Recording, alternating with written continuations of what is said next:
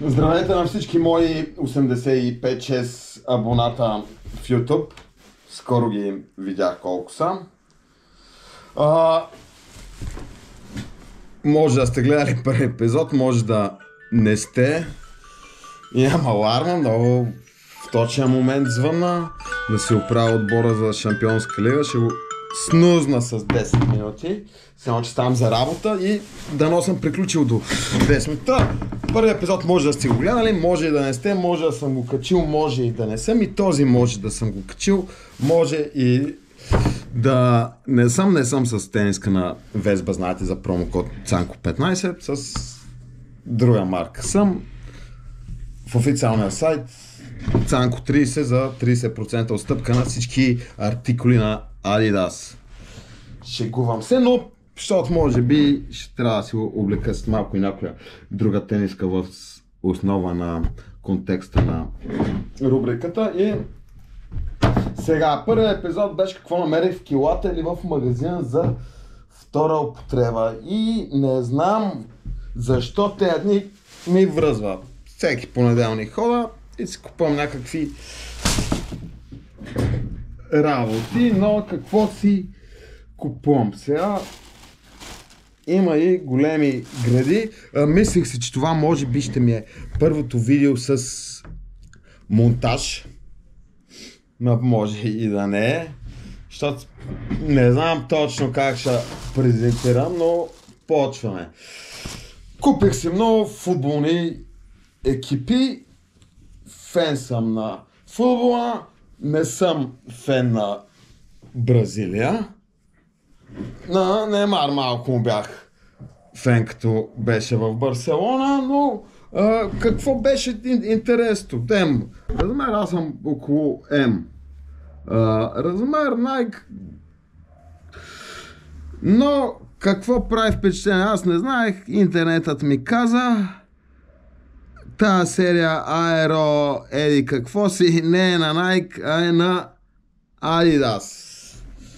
И малко китайчето се е поизложило, но като за дрехи на килограм може да има 200 грама.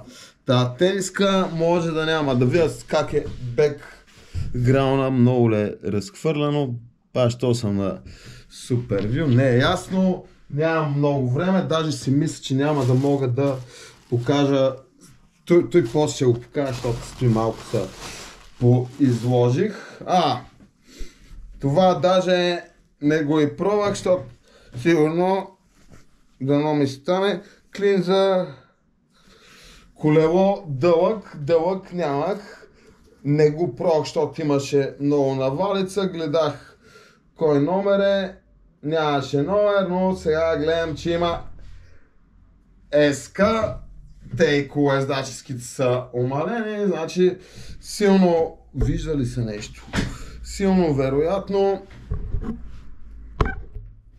да не ми стане. Но пък иначе изглежда. Ето какво е, какви са колездаческите с памперси. Общо взето си кара с седалката. Ще да направя един коментар, но няма да го направя, за да го чуете на лично съобщение. Сега това много ме изкефи. PSG Air Jordan, бродирано, оригинал, емблемата бродирана. Това е тренировъчния екип, даже мисля, че ще ми стане, ще я пробвам, ще излеза от кадър. Сега си представете, че тук става някакъв велик монтаж, цък и съм по тениската на Мбапе, но в реалния живот нещата не стават точно така. Qatar Airways. Между другото, играят ПСЖ до вечера. Чук.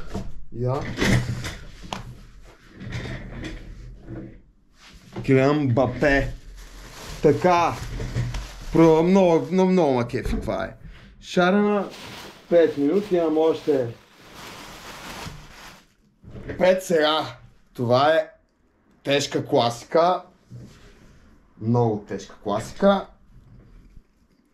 Само за даже по-старите от мен разбирачи на футбола. Тениска на Фиорентина на Фила със спонсор Nintendo. Разбира се, на Батигол. Габриел Омар Батистута. Тежка класика. Сега да ви кажа откъде ги знам повечето работи, коя тениска е оригинална или не. Той ако правя монтаж може и да го изрежа от изкуствения интелект, за който си плащам споради други причини да може да ми върши работа. Колко работа ми върши е съвсем отделен въпрос, но снимам от тениската и ми каза някои други работи. Ето, Фила Made in Italy.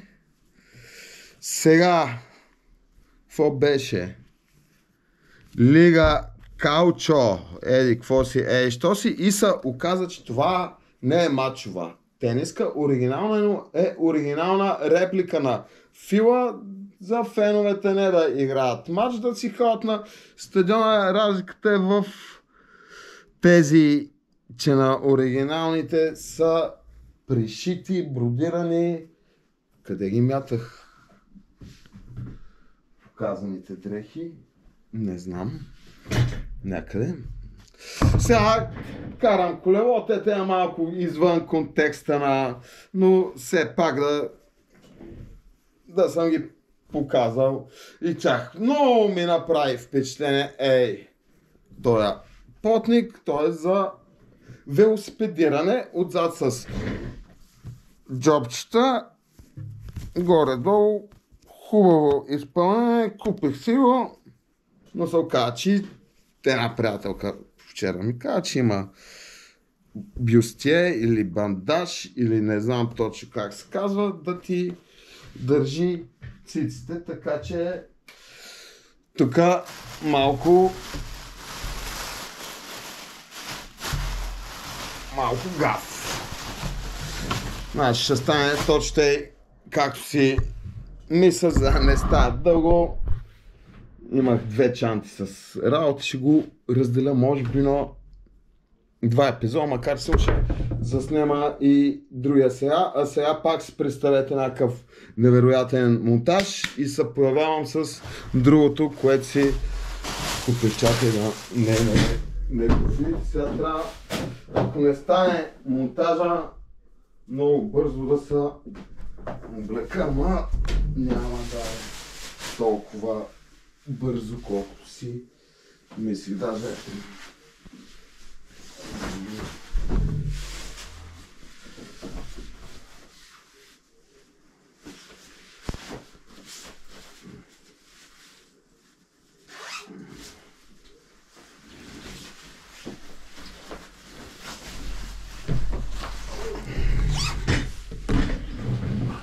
костюм на бира.